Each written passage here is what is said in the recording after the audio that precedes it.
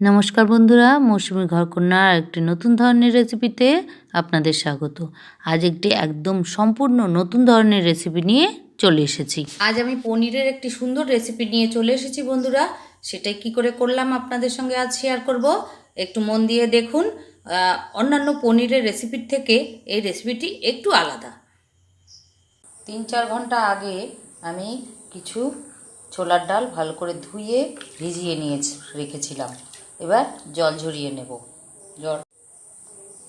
এই যে নখ দিয়ে টিপলে ভেঙে যাচ্ছে। এবার ছোলার ডালে জল ঝরিয়ে নেব। এবার একটি মিক্সচারের জার নিয়েছি, এর মধ্যে ছোলার ডালগুলো সব দিয়ে বেটে নেব।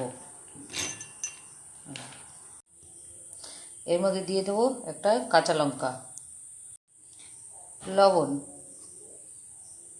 হলুদ। এবার বেটে নেব। দেখুন বেটে নিয়েছি। এবার একটা বাটির মধ্যে ঢেলে নেব।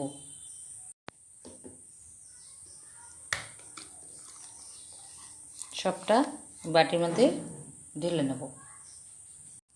এবার এটাকে একপাশে সরিয়ে রাখবো।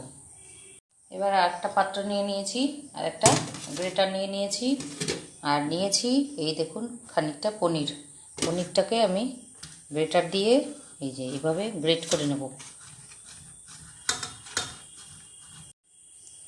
এভাবে গ্রেট করে নেব। সমস্তটা গ্রেট করে নিয়ে ফিরে আসছি। এই দেখুন পনির আমার সবটা গ্রেট করা হয়ে গেছে।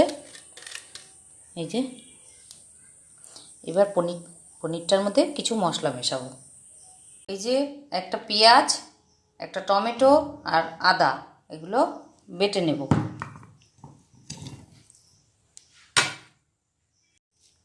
ছানাটার মধ্যে একটু গোলমরিচের গুঁড়ো দিয়ে দেবো। আপনাদের ভালো লাগলে দেবেন, নাহলে না দিলেও হবে।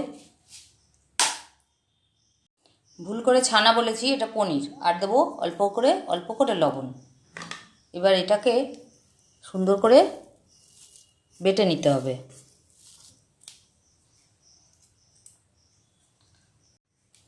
মেখে নিতে হবে, বেটে নিতে না, মেখে নিতে হবে। সব উল্টোপাল্টা হয়ে যাচ্ছে। এইভাবে চটকে চটকে সুন্দর করে মেখে নিতে হবে।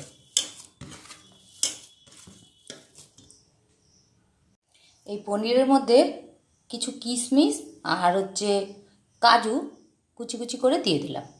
এগুলো খাওয়ার সময় মুখে পড়লে দারুণ লাগবে। এবার সুন্দর করে আবার একটু মেখে নেব। এবার এর থেকে ছোট ছোট বলের মতো করে নেব।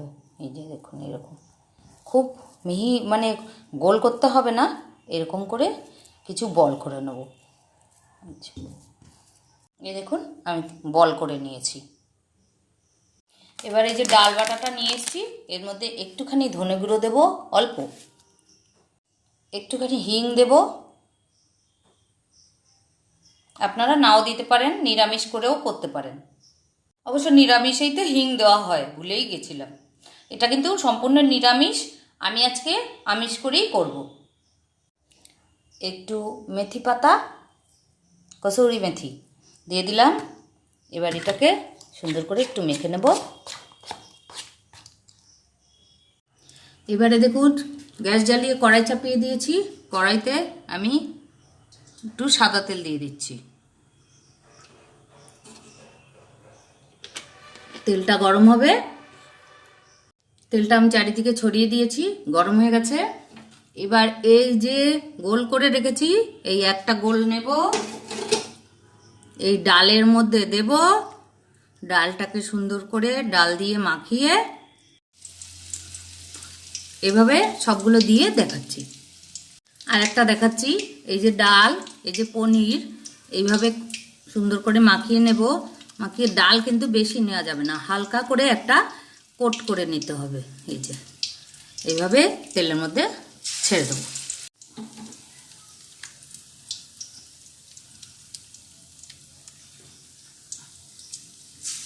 সবগুলো দেওয়া হয়ে গেল আমার। হালকা আঁচে কিন্তু ভেজে নিতে হবে। দেখুন আমি কিন্তু হালকাই আঁচ দিয়েছি। আমার স্টিলের কড়াই, খুব তাড়াতাড়ি রান্না হয়ে যায়, গ্যাসও কম পড়ে।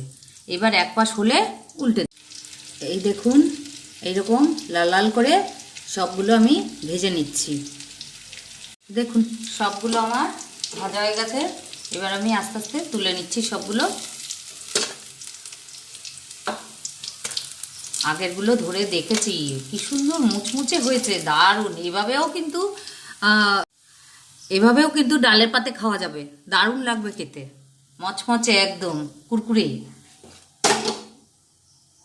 সবগুলো তুলে নিয়েছি। এবার ওই তেলের মধ্যে দিয়ে দেবো অল্প একটু ঘি। আপনারা ইচ্ছে হলে দেবেন, নাহলে না দেবেন।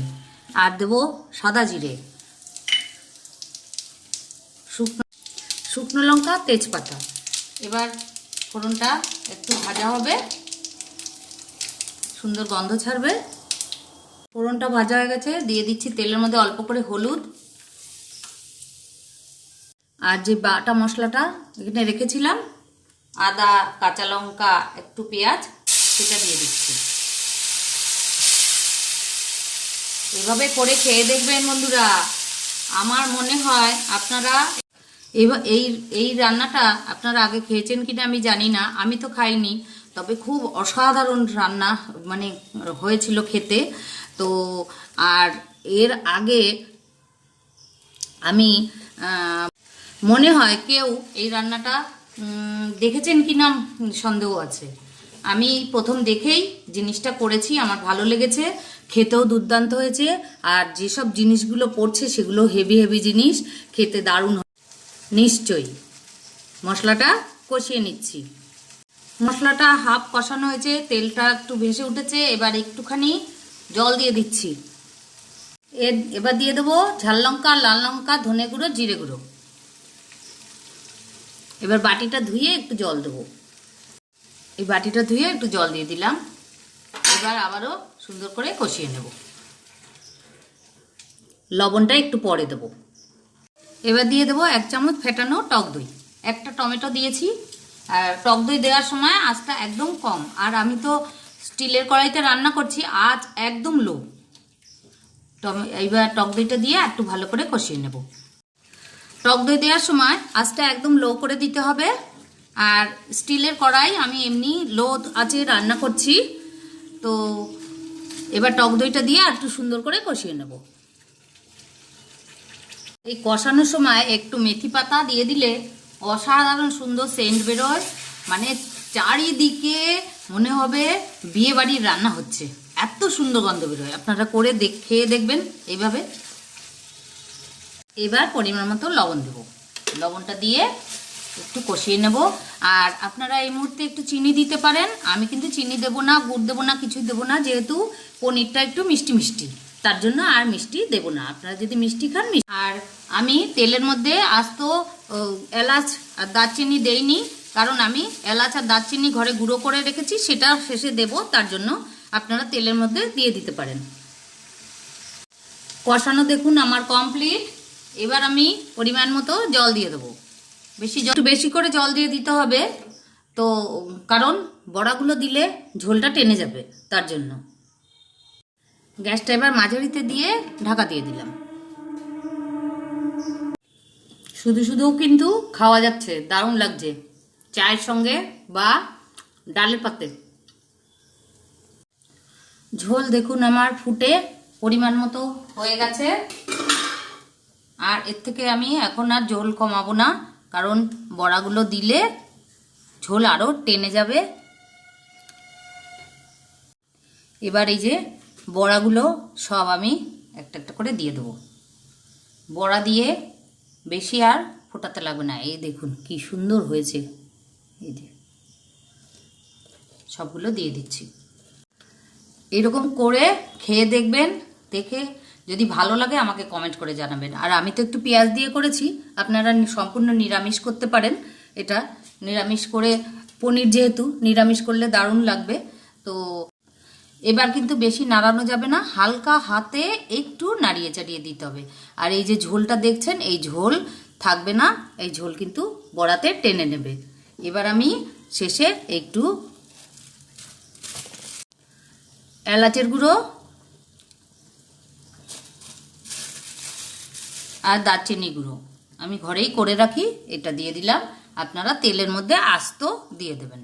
আর শেষের দিকে যদি আরেকটু ঘি লাগে, আপনার আরেকটু ঘি লাগলে দিতে পারেন, আমি আর দেব না। এবার আমি নামিয়ে ঠান্ডা হতে দেব, তারপর দেখাবো। দেখুন এই যে ঠান্ডা হয়ে গেছে, ঝোল কতটা ছিল, টেনে গেছে, আর দুর্দান্ত দেখতে হয়েছে। আপনারা ক্যামেরায় বুঝতে পারছেন কি না, এইটুকু ঝোল না রাখলে আবার ভাত দিয়ে খেতে অসুবিধা হবে। তো এটা ভাত, রুটি, পরোটা, নান সবের সঙ্গে খাওয়া যাবে। পনিরের কোপ্তাকারি এক তো অনেক খেয়েছেন, পনির ঝোল আলু দিয়ে। এই ধরনের পনিরের রেসিপি আপনারা খেয়ে দেখুন বন্ধুরা, সত্যি অসাধারণ লাগবে। আর খেয়ে আপনারা আমার কথা মনে করবেন। তো আমার ভিডিওটি এতক্ষণ পর্যন্ত ধৈর্য সহকারে দেখার জন্য অসংখ্য ধন্যবাদ। আর নতুন বন্ধুরা আমার পেজটিকে সাবস্ক্রাইব করে আমার পাশে থেকো, আমিও তোমাদের পাশে থাকবো। আজ তাহলে আসি, আর একটি নতুন রেসিপি নিয়ে আর একদিন চলে আসব। আপনারা ভালো থাকুন, সুস্থ থাকুন, টাটা।